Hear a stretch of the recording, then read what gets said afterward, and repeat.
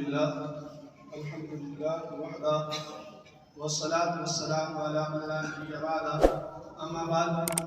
فاعوذ باللہ من الشیطان الرجیم بسم اللہ الرحمن الرحیم یا ایھا الذین آمنوا کتب علیکم الصیام کما کتب علی الذین من قبلکم لعلکم تتقون صدق اللہ العظیم۔ کلام پاک سورہ بقرہ کی اس آیت کے اندر اللہ پاک ارشاد فرماتے ہیں کہ اے ایمان والو، ہم نے آپ پر روزے فرض کیے جیسے کہ پہلی امتوں پر بھی روزے فرض تھے۔ کچھ چیزوں اور احکامات کا فرق تھا، لیکن مجموعی طور پر کوئی بھی امت رمضان سے خالی نہیں رہی، روزوں سے خالی نہیں رہی۔ کسی پر 2 مہینے تھے، کسی امت پر 40 دن تھے، کسی پر تھوڑے تھوڑے کر کے کچھ دنوں کے روزے تھے، جیسے کہ رمضان المبارک کے روزے فرض ہونے سے پہلے نبی کریم صلی اللہ علیہ وسلم بھی ہر مہینے کی 13، 14 اور 15 تاریخ کا روزہ رکھا کرتے تھے، یا پیر اور جمعرات والے دن کا روزہ رکھا کرتے تھے۔ تو یوں روزوں کا تصور ہر امت کے اندر اور ہمیشہ سے دین الہی کے اندر باقی رہا، اور یہاں تک کہ اسلام نے رمضان المبارک کے روزے فرض کر دیے گئے۔ اس روزے کا مقصد کیا ہے کہ انسان تقوی اختیار کرے۔ تقوی کا مطلب یہ ہے کہ انسان کے دل میں اللہ کا ڈر یا یاد الہی مضبوط ہو جائے اور اس کا اللہ کے ساتھ تعلق مضبوط ہو جائے۔ انسان 2 چیزوں کا مرکب ہے، ایک اس کا نفس ہے جو ظاہر ہے، اور ایک اس کی روح ہے۔ روح تو وہ ہے جس نے اللہ رب العزت سے عالم ارواح میں ملاقات کی، اللہ پاک کو دیکھا۔ اللہ پاک نے اس سے پوچھا تھا کہ الست بربکم، کیا میں تمہارا رب ہوں؟ تو انہوں نے کہا قالوا بلی، جی ہاں آپ ہمارے رب ہیں۔ تو روح نے اللہ سے ملاقات کی، اللہ کو رب مانا، اللہ کی ربوبیت کا اقرار کیا، اور پھر اللہ پاک نے اس زمین میں سے مٹی سے انسان کے جسم کو تخلیق کیا، اور پھر روح کو اس جسم کے اندر داخل فرمایا۔ یہ جو روح جسم بنا ہے مٹی سے،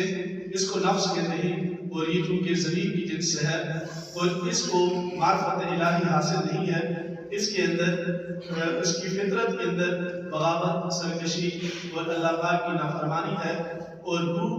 وہ ہے جو اللہ کی طرف رجوع کرنے والی ہے۔ نفس اور روح کا ہمیشہ سے آپس میں ٹکراؤ رہتا ہے۔ روح اللہ کی طرف متوجہ کرتی ہے اور نفس بغاوت پر تمادہ کرتا ہے۔ جو آدمی اپنے اعمال کی زیادتی کرتا ہے، یعنی اعمال کرتا رہتا ہے، اللہ کے ساتھ تعلق مضبوط رکھتا ہے، پھر رفتہ رفتہ اس کی روح غالب آ جاتی ہے اور وہ معرفت الہی کی طرف چلا جاتا ہے۔ پھر یہ آدمی بیمار ہوتا ہے، یا بوڑھا ہوتا ہے، یا کمزور ہوتا ہے، یا تھکاوٹ حالت میں ہوتا ہے، لیکن ہر صورت میں اپنی عبادت کو سر انجام دیتا ہے۔ اور جب نفس غالب آ جاتا ہے تو پھر وہ انسان کے دل میں طرح طرح کے بہانے اور چیزیں پیدا کر دیتا ہے کہ آج بارش ہے، چھوڑ دیں، آج تھکاوٹ بہت زیادہ ہے، چھوڑ دیں، یہ دنیا کے کام بھی تو ہیں ہی ہیں، ٹھیک ہے نماز تراویح عام عبادت ہے، لیکن دیکھیے بچوں کی عید بھی تو ہے، اس کے لیے بھی تو بازار جانا ہے، تو آج تراویح چھوڑ دیتے ہی، تو آج بازار چلے جاتے ہی۔ تو اس طرح کی چیزیں نفس جو ہے اس کے اندر، کیونکہ اس پر شیطان کا غلبہ ہو جاتا ہے، تو وہ انسان کو گناہوں کی طرف لے جاتا ہے۔ اب روزے کا مقصد یہ ہے کہ نفس کو جب خوراک کم ملتی ہے اور روح کے یعنی جو اعمال ہیں ان پر زیادہ ترغیب دی جاتی ہے، آدمی دن بھر اللہ کے حکم کو پورا کرنے کے لیے بھوک پیاس برداشت کرتا ہے، تو یوں اس کی روح غالب آ جاتی ہے، نفس کمزور ہوتا ہے۔ جب وہ چاہت کے باوجود مسجد میں تراویح کے لیے کھڑا ہو جاتا ہے، اور ہم میں سے اکثر لوگ ایسے ہوتے ہیں کہ جن کو کلام پاک کی سمجھ بھی نہیں آتی، ان کے لیے بڑا مشقت والا عمل ہوتا ہے کہ وہ کھڑے ہوتے ہیں، لیکن وہ اپنے اللہ کی رضا کے لیے کھڑے ہو جاتے ہیں۔ جب وہ یہ سارے اعمال کرتے ہیں اور ذکر اذکار کو بڑھا دیتے ہیں، تو یوں اس کی روح غالب ہو جاتی ہے۔ اور یہی روزے کا مقصد ہے کہ انسان کی روح یعنی اللہ کے ساتھ جو تعلق ہے وہ مضبوط ہو جائے۔ تو روزے کا اصل مقصد یہاں سے حاصل ہوتا ہے کہ انسان تقوی اختیار کرے، اور اگر آدمی روزے رکھے پورے مہینے کے اور جس دن عید ہو جائے اس کے اگلے دن اور رمضان سے ایک دن پہلے کے اعمال کے اندر کوئی فرق نہ آئے، یعنی اب نہ تو نمازوں کی پابندی آئی، نہ ہی تلاوت کلام پاک کی پابندی ہوئی، نہ ہی ذکر اذکار کی پابندی کا انسان اس کا پابندی کرنے لگا، نہ ہی اس نے وہ جو گناہ رمضان میں چھوڑے تھے ان کو دوبارہ سے شروع کیا، یعنی ان کو بھی مستقل اگر چھوڑ دیا۔ اگر اس کے اندر بہتریاں آئیں تو اس کا مطلب ہے کہ اس نے روزے کے مقصد کو پا لیا، رمضان کا اس کو فائدہ ہوا۔ لیکن اگر عید کے دوسرے دن آدمی اسی طرح کھڑا تھا جتنا رمضان کے شروع ہونے سے ایک دن پہلے جہاں پر کھڑا تھا، تو پھر اس کو روزے کا مقصد حاصل نہیں ہوا۔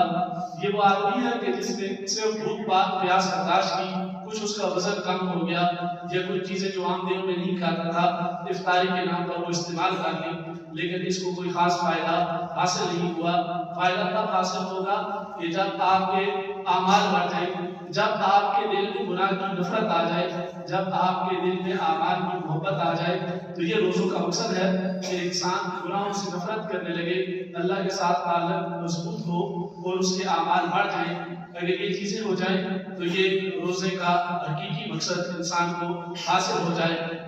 اب ہر آدمی یہ کہتا ہے کہ رمضان کے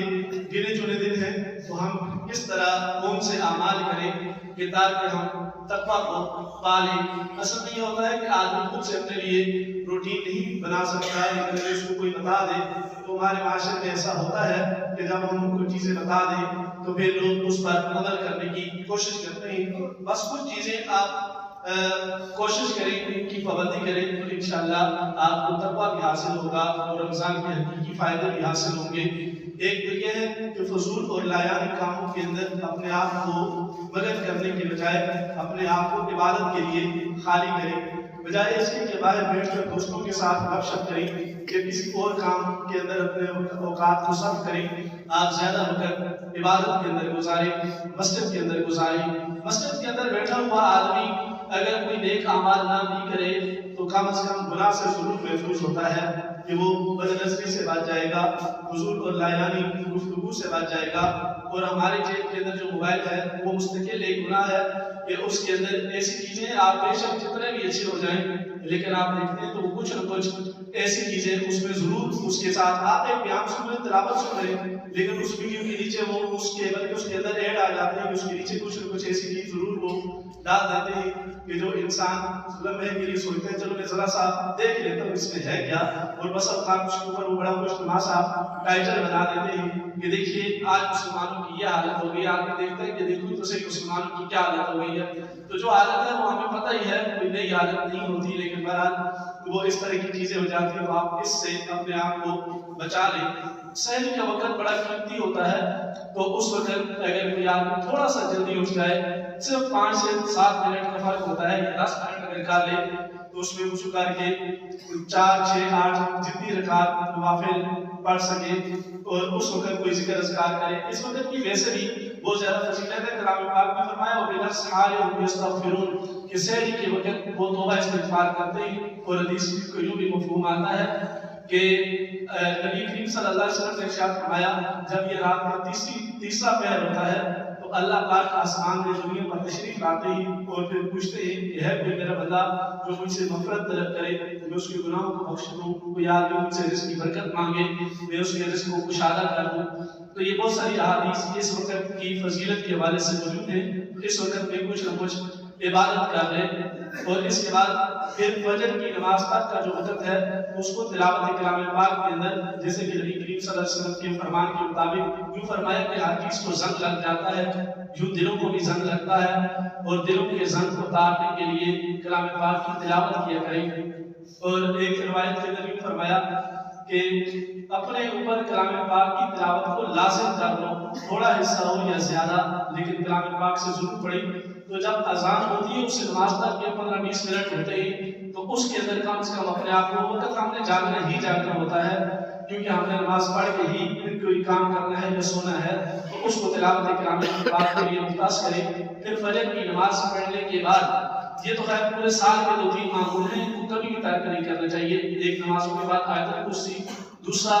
یوں پڑھیں اعوذ باللہ السمیع العلیم من الشیطان الرجیم 3 دفعہ، بسم اللہ الرحمن الرحیم، سورہ حشر کی آخری 3 آیات، اور 7 دفعہ اللہم اجرنی من النار۔ اس کو پورے سال کا معمول بنا لیں، کیونکہ سورہ حشر کی 3 آیات آخری جو اعوذ باللہ السمیع العلیم من الشیطان الرجیم پڑھ کے پڑھتا ہے تو 70,000 فرشتے شام تک اس کے لیے دعا کرتے ہیں، یہاں تک کہ پھر وہ مغرب کی نماز کے بعد پھر پڑھے تو پھر فجر تک اللہ کے فرشتے اس کے لیے مغفرت کی دعا کرتے ہیں۔ تو یہ 2 وظیفے پکے آپ بنا لیں، آیت کرسی تو ہر نماز کے بعد ہے، اور یہ سورہ حشر کی آخری 3 آیات فجر اور مغرب کے بعد، اور 7 دفعہ اللہم اجرنی من النار فجر کے بعد، اور 7 دفعہ مغرب کے بعد۔ یہ اعمال کریں، اور کوئی آدمی بلکہ ہر آدمی کوشش کرے کہ 5-7 منٹ میں سورہ یاسین پڑھ لے۔ اگر آدمی اشراق کے وقت تک جاگے تو یہ سب سے پسندیدہ عمل ہے کہ فجر سے لے کر اشراق تک کا جو وقت ہے یہ انتہائی قبولیت کا وقت اور عبادت کا وقت ہے۔ لیکن انسان کے معمولات میں اس کی ڈیوٹی اور باقی چیزیں حرام تو نہیں ہے اس وقت کا سونا، لیکن افضل عمل یہ ہے کہ انسان اس وقت کو جاگ کر گزارے، ذکر اذکار میں گزارے، عام دنوں کے اندر نماز پڑھ کے تھوڑا سا بات کر لیں، ساتھ ذکر اذکار کر لیں، کیونکہ اشراق کا بندہ اپنا صحت کا بھی خیال کرتا ہے، ساتھ چلتے پھرتے ذکر اذکار بھی ہو جاتے ہیں، پھر اشراق کا 2 نفل پڑھ لیں، اس کے بعد اپنے کام کاج میں مشغول ہو جائے۔ اگر 10 بجے کے بعد اس کو وقت ملے تو 2 رکعت نماز چاشت کی پڑھ لے، اور اسی طرح باقی جو نمازیں ہیں ان کو اپنی ترتیب کے ساتھ ادا کرتا رہے۔ پھر جب افطاری کے قریب کا وقت آتا ہے وہ انتہائی اہم وقت ہوتا ہے، شیطان نے انسان کو برگلانے کے لیے افطار ٹرانسمیشن اور سحری ٹرانسمیشن کا آغاز کروا دیا، بجائے آپ اس کے کہ اس کے اندر وہاں جتنی بھی اچھی بات ہو لیکن کچھ نہ کچھ غیر معلوم اور کچھ نہ کچھ چیزیں کے بعد میں اس کے اندر ضرور موجود ہوتی ہیں، تو ان سے بچنے کے لیے آپ وہ وقت جو ہے افطاری کے قریب کا وقت جب انسان سارا دن بھوکا پیاسا ہو کر اللہ سے اپنے اجر کی امید رکھ کر بیٹھا ہوتا ہے اس وقت اللہ سے دعا کرے، تو یوں اس کے لیے بڑا یہ فائدہ کا وہ وقت ہے۔ افطار کے قریب بچوں کو بھی بٹھائیں اور دعا کے اندر اس وقت کو صرف کریں۔ پھر جب افطاری کر لیں تو پھر اس کے بعد اپنے جو انسان کے معمول ہیں ان کو اسی طرح سے انجام دیں۔